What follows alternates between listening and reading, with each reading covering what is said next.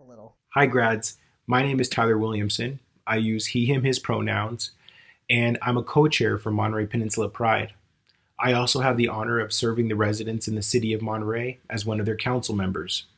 Congratulations to all the 2020 graduates, and especially for those who I'm so honored to speak to, the queer and trans graduates.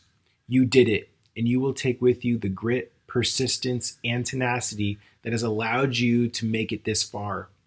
I want to celebrate all those that are out and are able to proudly display your sexuality and or gender to your loved ones in the world. There are still many who struggle in this regard, and your courage creates a space for those who are still in the closet to know there's a community on the other side, just like them. This endeavor for us to be who and what we are is a struggle, more for some than others, but it's especially true in times like this.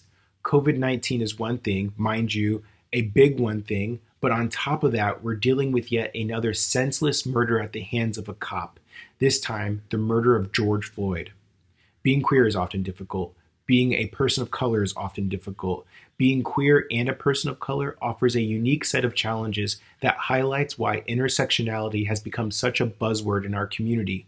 It's that space where those complexities of being from an underrepresented group collide and create an explosion of struggle so intense it often results in emotional instability, use of alcohol and or drugs, homelessness, suicide, the list goes on.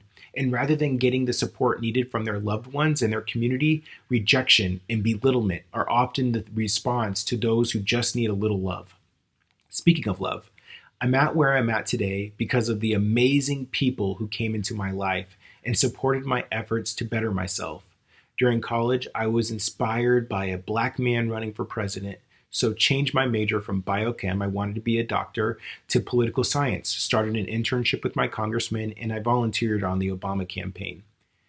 Moved forward in 2012, I signed up to be a fellow on Obama's re-election campaign, and after 3 weeks of starting a campaign team in my community, they offered me a position that led to me running the campaign for the city of San Francisco.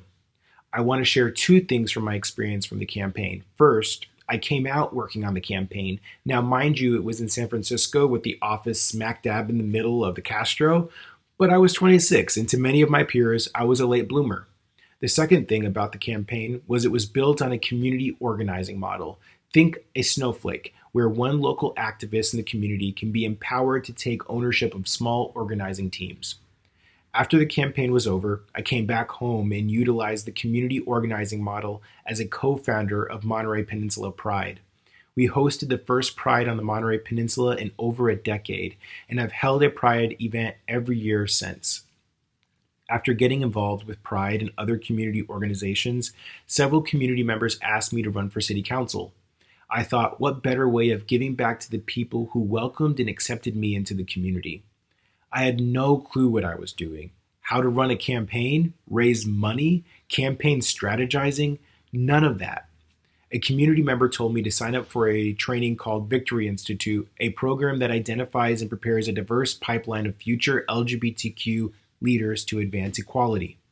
I went to the training and learned the fundamentals.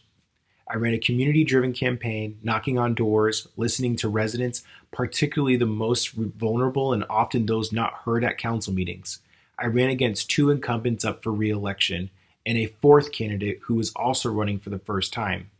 I not only got that W on election day, I was the top vote getter, beating both the incumbents. It shocked everybody, including myself.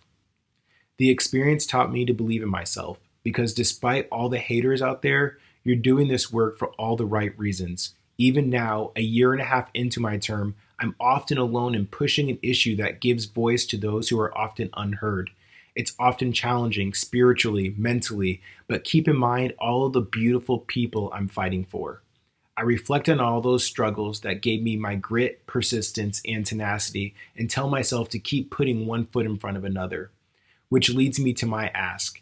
Many of you probably feel politics isn't for you, but you know what? Those who tend not to seek power are the exact individuals we need in power.